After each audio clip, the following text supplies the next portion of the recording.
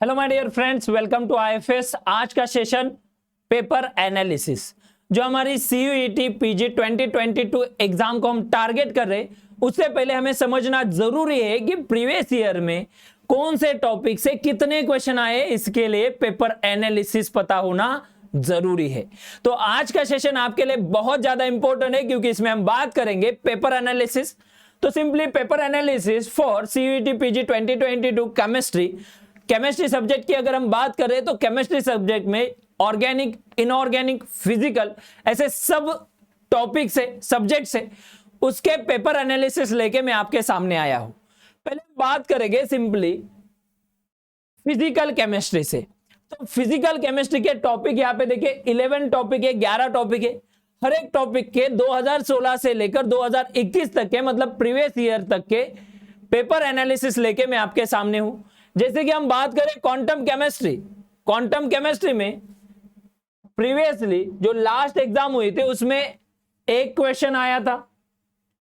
2020 में 6 क्वेश्चन थे, 2019 में यहाँ पे 4 क्वेश्चन थे, और 18 में 3rd और 3 क्वेश्चन, और 16 में यहाँ पे 5 क्वेश्चन थे, 17 में क्वेश्चन नहीं था। नेक्स्ट सॉलिड स्टेट की अगर हम बात करें, लगभग हर साल में 3 क्वेश्चन आपके क्या रहेंगे, सॉलिड स्टेट के रहेंगे। तो सॉलिड स्टेट के क्वेश्चन यहाँ पे 3 क्वेश्चन रहेंगे।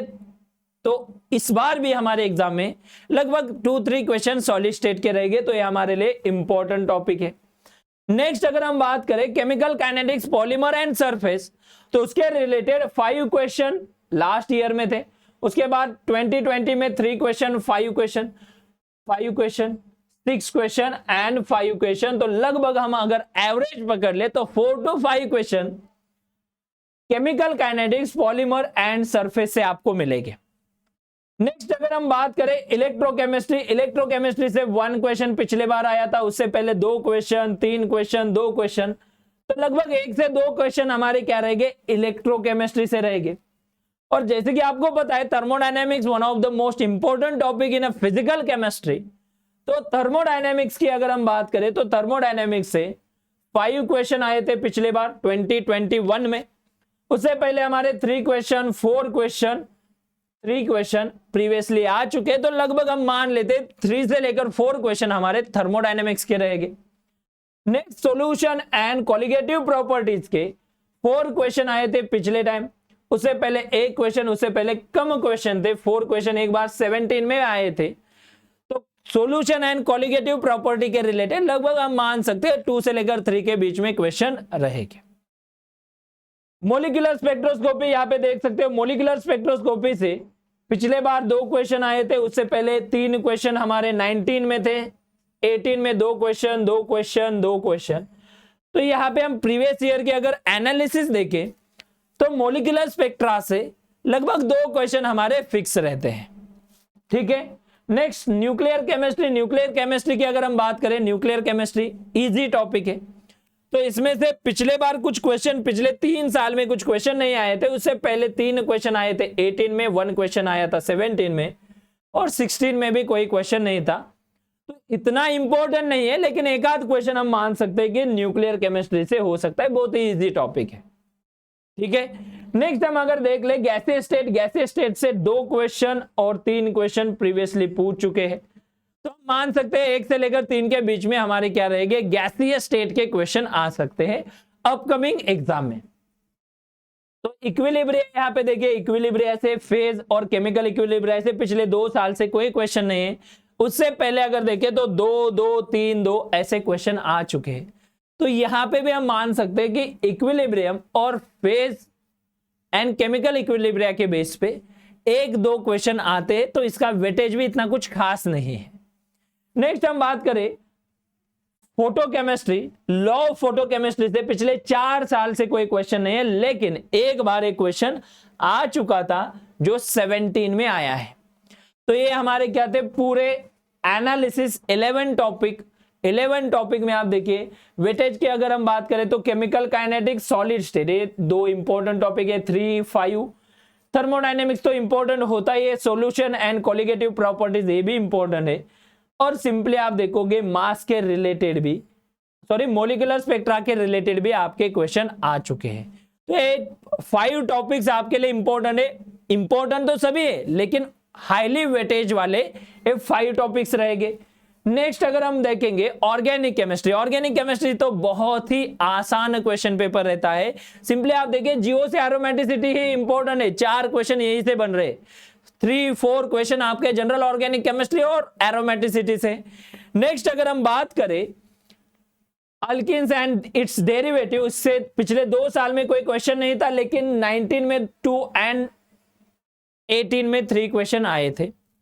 Next stereo chemistry, stereo chemistry तो बहुत आसान है, just R and S nomenclature, EZ nomenclature, enantiomer, diastereomer, बहुत ही इजी क्वेश्चन हमारे स्टीरियो केमिस्ट्री से रहेंगे, जो कि प्रीवियसली 4 क्वेश्चन आए हैं, उससे पहले 5 क्वेश्चन, उससे पहले 3 क्वेश्चन। तो one of the most important topic अगर कोई सीयूईटी पीजी के लिए होगा तो हमारा क्या है, स्टीरियो केमिस्ट्री रहेगा। नेक्स्ट अल्कोहल फिनॉल ईथर, जो हमारे 11-12 स्टैंडर्ड का जो है अल्कोहल फिनॉल ईथर का टॉपिक, उसमें से प्रीवियसली 1 क्वेश्चन 21 में था और 2020 में 2 क्वेश्चन थे, उसके बाद 18 में भी यहाँ पे 2 क्वेश्चन एंड 17 में 3 क्वेश्चन थे। तो अल्कोहल फिनॉल ईथर और उसके reaction, what is mean bye alcohol, primary, secondary, tertiary, boiling point क्या होता है, या फिर फिनॉल के reaction, electrophilic aromatic substitution reaction, इस टाइप के क्वेश्चन आपके अल्कोहल फिनॉल ईथर इस टॉपिक से रहेंगे। Aldehyde ketone and carboxylic acid, again 11-12 का क्वेश्चन पेपर आप देख लेना, एनसीईआरटी का बुक देख लेना। Alcohol phenol ether as well as aldehyde ketone and carboxylic acid and its derivative 11-12 में इंक्लूड है, नीट का सिलेबस यहाँ पे हम मान सकते हैं। तो 5th नंबर का जो टॉपिक है उसमें से देखिए 6 क्वेश्चन आए थे 18 में और 19 में 1 क्वेश्चन था, 20 एंड 21 में कोई क्वेश्चन नहीं आया है। तो हम मान सकते हैं 11-12 के 2 टॉपिक है। ऑक्सीडेशन एंड रिडक्शन, मतलब रिएजेंट वाला पार्ट है। ऑक्सीडाइजिंग रिएजेंट क्या होते हैं, रिड्यूसिंग रिएजेंट क्या होते हैं। ऑक्सीडाइजिंग एंड रिड्यूसिंग रिएजेंट से 1 क्वेश्चन है, हर साल आ चुका है। प्रीवियसली कोई क्वेश्चन नहीं था लेकिन उससे पहले 1 क्वेश्चन आ चुका है। Next organic compound containing nitrogen, मतलब nitrogen containing organic compound, again 12th syllabus में आप देखोगे 12th में नाइट्रोजन कंटेनिंग कंपाउंड जैसे कि पिरिडीन हो, पायरोल हो, जिस कंपाउंड में नाइट्रोजन है ऐसे कंपाउंड के रिलेटेड हमें क्वेश्चन आते हैं। सिंपली 1 क्वेश्चन हर साल यहां पे पूछ लिया है, हर एक साल में 17, 18, 19, 20, 21 में एक क्वेश्चन पूछा है। 17 में 2 क्वेश्चन थे, उससे पहले 1 क्वेश्चन और उसके बाद भी एक क्वेश्चन यहाँ पे आ चुका है। नेक्स्ट आप देखिए बायोमोलिक्यूल्स, बायोमोलिक्यूल्स मतलब हम मान सकते हैं natural product, amino acid, carbohydrates, इसके रिलेटेड क्वेश्चन है। उसमें आप देखिए 1, 3, 4, 4, 4। तो 11-12 का जो बायो मोलिक्यूल वाला टॉपिक है कार्बोहाइड्रेट से, glucose, alpha D glucose, beta D glucose, mutarotation क्या होता है, simple question, chain lengthening, Kiliani Fischer synthesis क्या होता है, चेन शॉर्टनिंग क्या है, ऐसे बेसिक क्वेश्चन बायोमोलिक्यूल से आपके एग्जाम में रहेंगे। नेक्स्ट आप देखिए reaction mechanism and reactive intermediate and enolate chemistry, one of the most important topic. Name reaction, enolate chemistry मतलब कार्बोनाइन के reaction, reactive intermediate, cation, anion, carbon free radical, carbene, nitrene, benzyne, ये पूरे reactive intermediate इसी topic में include है। और weightage देख लेना, इस बार प्रीवियसली जो क्वेश्चन आए थे 11 क्वेश्चन, 10 से ज्यादा क्वेश्चन एक ही टॉपिक से थे। Reaction mechanism, substitution reaction, elimination reaction, SN1, SN2, E1, E2, reactive intermediate, cation अनायन के रिएक्शन क्या होती है, डाइनोन फिनॉल रीअरेंजमेंट रिएक्शन, इसके रिलेटेड इनोलेट केमिस्ट्री में, जैसे कि इनोलेट केमिस्ट्री में हम कार्बोनाइन की इनोलेट केमिस्ट्री पढ़ते हैं, वही रिएक्शन आपको यहाँ पे रहेगी। ड्रग केमिस्ट्री की अगर हम बात करें तो 2, 1, 1, तो हर एक साल मान सकते हैं 1 से लेकर 2 के बीच में आपके क्या रहेंगे क्वेश्चन। नेक्स्ट ऑर्गेनिक स्पेक्ट्रा की हम बात करें, इंपॉर्टेंट टॉपिक है। ऑर्गेनिक स्पेक्ट्रा से लगभग 3, 4 और पिछले बार 8 क्वेश्चन आए थे। यहाँ पे ड्रग केमिस्ट्री का कुछ, हेट्रोसाइक्लिक केमिस्ट्री का कुछ ज्यादा वेटेज नहीं है, तो हम मान सकते हैं थोड़े से कम वेटेज वाले टॉपिक है, लेकिन ऑर्गेनिक स्पेक्ट्रा जिसमें भी 1H NMR आप फोकस करो, नंबर्स ऑफ सिग्नल कितने रहेंगे, C13 में सिग्नल कितने रहेंगे, ऐसे क्वेश्चन यहाँ पे रहेंगे, तो इसका भी वेटेज 8 है। तो important topic GOC aromaticity, stereo chemistry, यहाँ पे reactive intermediate, reaction mechanism and spectra, ये 4 टॉपिक अगर आपने अच्छी तरीके से ऑर्गेनिक से कर ले तो लगभग 60 to 70% सिलेबस आपका कवर हो चुका। नेक्स्ट अगर हम बात करें इनऑर्गेनिक केमिस्ट्री, तो इनऑर्गेनिक केमिस्ट्री में एटॉमिक स्ट्रक्चर से पिछले बार कोई क्वेश्चन नहीं था, उससे पहले 2 क्वेश्चन आए थे।